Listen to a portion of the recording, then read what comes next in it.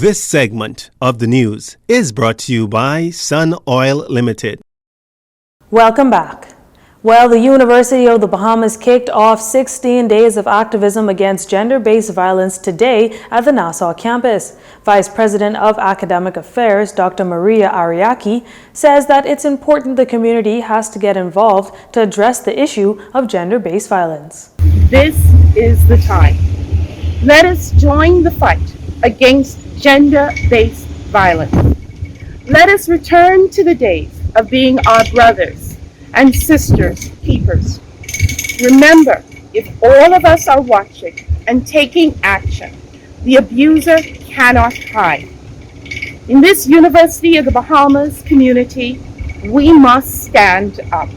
Now, over the last several weeks, there has been a number of headlines about gender-based violence, notably the death of 4-year-old Deanna Bella Walker and the woman who was beaten in the streets and struck by a car, shown in a viral video. Here is President of the Student Government Association, Arthenique Jones, with her take. And I'm happy that the university has decided to participate in an event like this and to join the fight against gender-based violence, because as the country's leading tertiary institution, this is a matter that should concern us all. Unfortunately though, the matters making the headlines over the last few weeks has shown us that we live in a country just awakening to the reality of seeing the need to take a stance against this issue. And as a student preparing to enter the corporate society, and most importantly as a woman, this saddens me.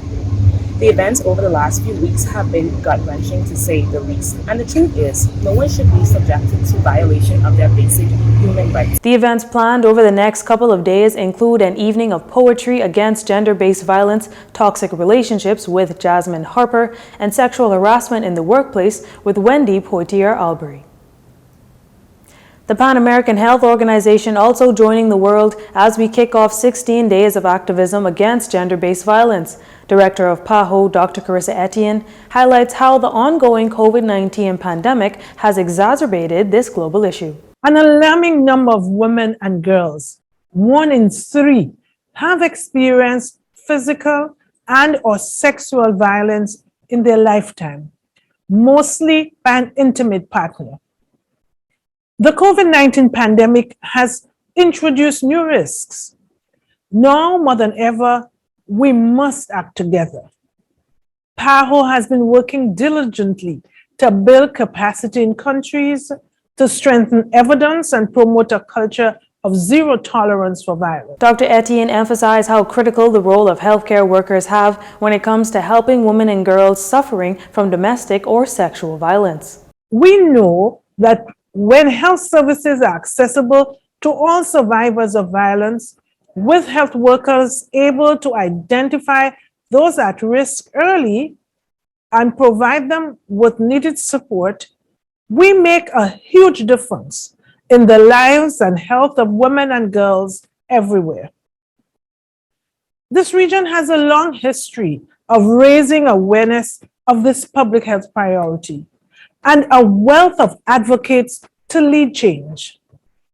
Let's end violence against women and girls now. 16 days of activism against gender-based violence is an international campaign to challenge violence against women and girls. The campaign runs every year from November 25th, the International Day for the Elimination of Violence Against Women, to December 10th, Human Rights Day. Marco City Member of Parliament Michael Pintard is concerned about reports coming from urban renewal workers who allege that they have been victims of verbal abuse and intimidation by the Minister of State with responsibility for social services and urban development. Mr. Pintard, in a statement last evening, says over the past several weeks he's been bombarded by deeply concerning stories of scores of urban renewal employees who have made the allegations. He notes that his team is currently in the process of fully investigating reports raised by the staff at Urban Renewal, which include expulsion from offices, change locks, and discontinuation of services to the public. Mr. Pintard, however, acknowledges that he was afforded an opportunity to meet with the Minister of Social Services and Urban Renewal, Obi Wilchcombe, after making inquiries of the grievances. Further noting that the minister shared his commitment and early actions to ensure that these concerns are addressed urgently. Mr. Pintard says the minister has guaranteed that proper processes will be carried out in regards to any staffing adjustments or review of employment contracts.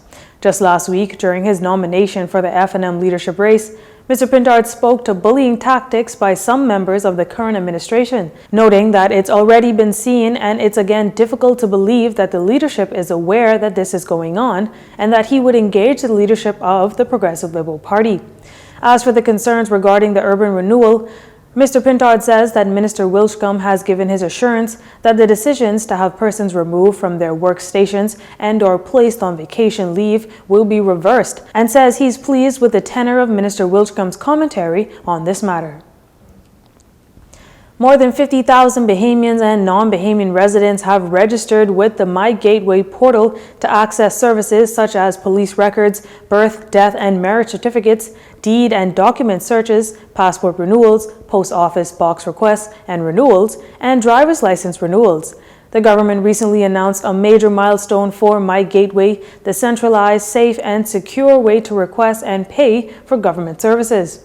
Since its launch in February of 2021, My Gateway has put 38 services online, including services such as the application to vote in the advanced voter poll from the Parliamentary Registration Department, which became available for the first time on a digital platform.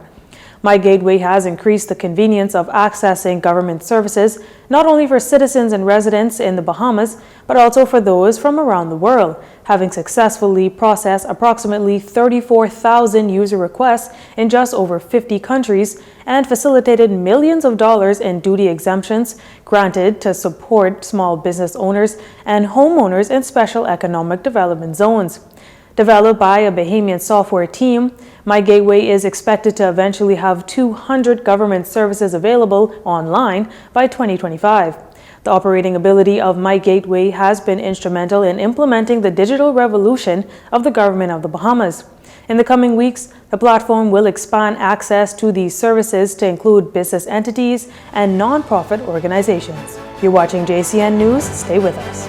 This segment of the news has been brought to you by Sun Oil Limited.